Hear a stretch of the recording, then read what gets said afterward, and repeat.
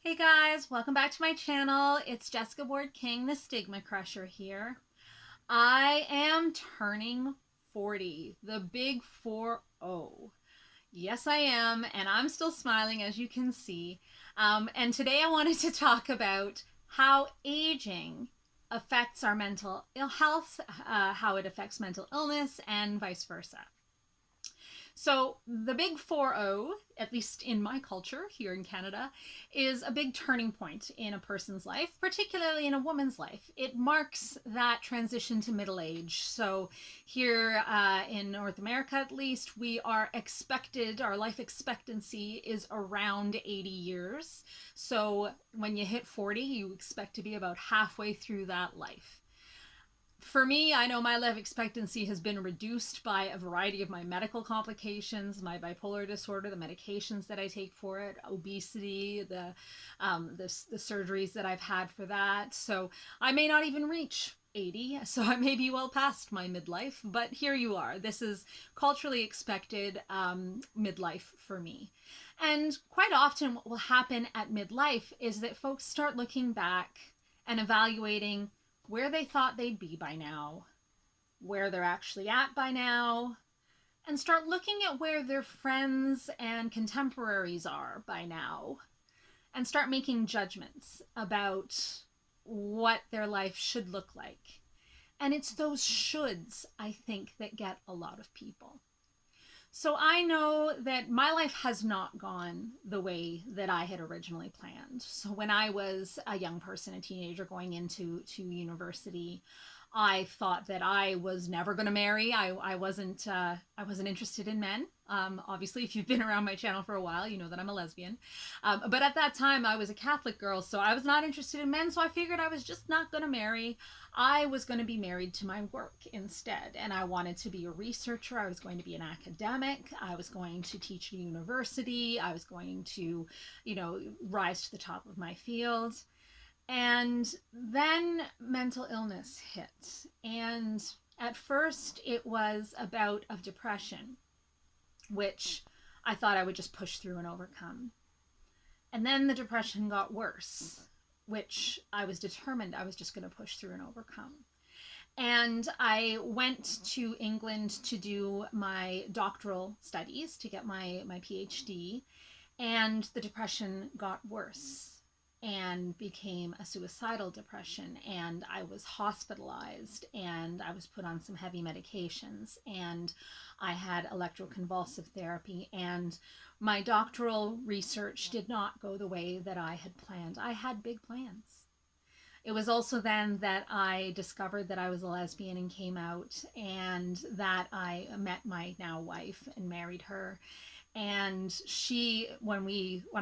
I did finish my doctoral studies. Some of you have been asking how did I finish them? That's a story for another day, but it was a combination of having a good care team that helped get me stable enough to be able to finish, and basically stubbornness and sheer force of will.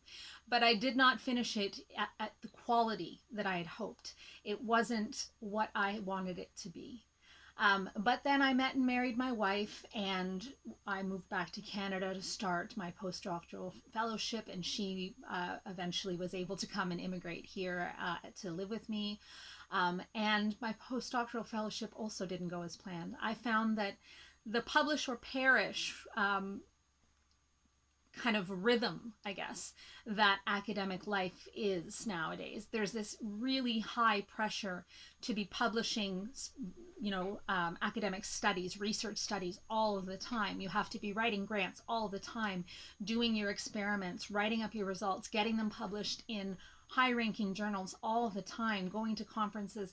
And that's what I wanted, until the bipolar hit, and I found that I was too unwell too much of the time. And so there would be these long gaps in between where I wouldn't be able to work at that level. I wouldn't be able to publish. And so I found that my academic career was perishing. And so I moved into a more teaching role at a university. And that was disappointing for me. It was not what I wanted to do. but I found I loved teaching. I already knew I loved teaching, and I really loved what I was doing. And it was a bit of a slower pace. I could still do research when I was well, but when I wasn't well, I could focus on teaching. And that worked well for me until some job cuts hit the university. We were downsized, and I moved to a different type of role, and I became a public servant. And I do not want anyone to come away from this video for any reason thinking that that was a downgrade, because it wasn't. I actually learned that my role as a public servant, I could make the kinds of differences that I wanted to make. I could do research. I could use the skills that I had learned doing my PhD and my postdoctoral studies, doing research that would help the greater good, that would serve Canadians, that would help my community. And so I found that moving into my role as a public servant, I was able to really to be fulfilled in my job, but also at the same time have that security that when I wasn't feeling well, I could take care of myself. I would have the opportunity to step back a little bit, to not worry that I was going to lose my position because I wasn't publishing up to snuff. I wasn't constantly competing with other people. And in academia, you're constantly competing with the next guy, and you're really only as good as your latest paper, because as soon as that has died down, the next paper has to come, or again, you could perish. And I've seen a lot of careers go that way, where someone falls ill and they just kind of fall down the line, and they're no longer competitive. And so that competitiveness that came with academia, with the life that I thought that I would have, didn't mesh well with the illness that I was struggling with. And so when I look back, I could be looking back on failure. I could be looking back on disappointment. Instead, what I'm looking back on as I turn 40 is that the road that I thought I was going to be on, it diverged at a certain point. And I could have either chosen to stay on the road and literally drive myself into the ground, perish, very literally, or choose to follow that divergent path and do something that I never expected. Now, I'm not going to lie to you and say that there are not times that I look and I see, my contemporaries, my friends and fellow students from university, even from high school. I look at their careers because, of course, now we have all the wonders of social media where we can keep up with our friends on Facebook and on Instagram and find out what everyone's doing. But of course, you only find out the wonderful things that everyone's doing, the new house that they bought, the new car that they've bought, the new boyfriend or husband or baby or whatever the case is. We only see the good things. And so there have been times when I have, checked out my old friends on Facebook and Instagram and thought, wow, they made it in the way that I wanted to make it. I failed. I haven't done what I thought I would do. Look at how successful they are. Why couldn't I just have done that? Why couldn't I just have gotten a hold of myself, shaken myself out of this mental illness thing, and just pushed through and done it? And then I shake myself out of that thought pattern. And I know that I pushed. And I pushed as hard as I could. And when I pushed on that door that I thought that I wanted to go through, and found that it was very, very hard to push, I chose a different path.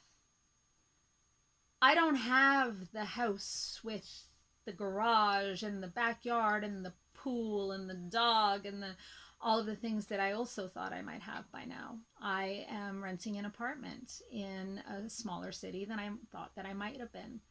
I have a small family, and I'm a good mom, and I'm taking care of them, and they take care of me, and we're good for each other. I'm not in the career that I thought I would be in. I maybe not even be in the tax bracket that I thought I would be in. And sometimes when people hit that midlife, that's why they have the crisis. They're not where they thought they'd be, where they should be. It's the shoulds, right? It's those shoulds. And I've been plagued by the shoulds my whole life. I've had to fight against them really hard, and therapy's been really instrumental in helping me fight against those shoulds. I should be this, I should be that, I should be better, I should be stronger, I should be healthier, I should be thinner, I should be. the shoulds are really, they're not motivating. The shoulds are accusatory. The shoulds are, they're very negative voices in my head, at least. They only serve to beat me down and make me feel badly about myself. I should be right where I am. I should be happy to be alive at 40, because there have certainly been times when I didn't think I would make it to 40.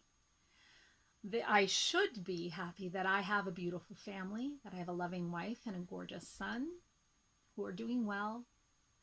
I should be proud of myself for everything that I've accomplished, for the job that I have, that I love, that I do well at, for this channel, for the opportunity to influence others and share part of my story and hopefully, help them help you along with your story and with your struggles. I should be proud when I hear from people who say, what you said made a difference. It made sense to me. It helped me. And those shoulds, those are the things, those are the good shoulds. I should be proud and happy about those things, and I am. So I turned 40 on the 29th of December, and I should enjoy that. I should revel in it.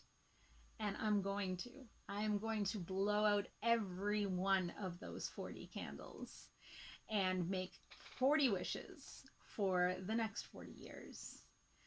And I'd like to hear from you today about how you approach those milestone birthdays and how you approach those shoulds that seem to come with milestone birthdays. They come along with things like New Year's too. How should your previous year have been? How should the next year be? Those shoulds are helpful when they do spur you to do things a little bit differently and a little bit more positively for you. But quite often I find them very negative. And so if you're hitting this, this New Year's season with a lot of those negative shoulds about what shoulda, coulda, woulda been, or if you found yourself hitting a milestone birthday, getting older, and, how did you deal with those shoulds? How do you deal with those shoulds that make you look on Instagram, look on Facebook, feel bad about yourself? How do you turn them around? Do you turn them around? I think that the best way that I found was through therapy. And I might have mentioned this on this channel before, but I finally figured out after years and years and years of browbeating myself with perfectionism that I don't have to be perfect. And in fact, it's not possible to be perfect. But I don't have to settle for average. I can still be remarkable, even while making mistakes, even when things don't go as I had planned or as they should have gone. So, wish me a happy birthday, and I'll see you in my next one. Take care, everyone. Bye. StigmaCrusher.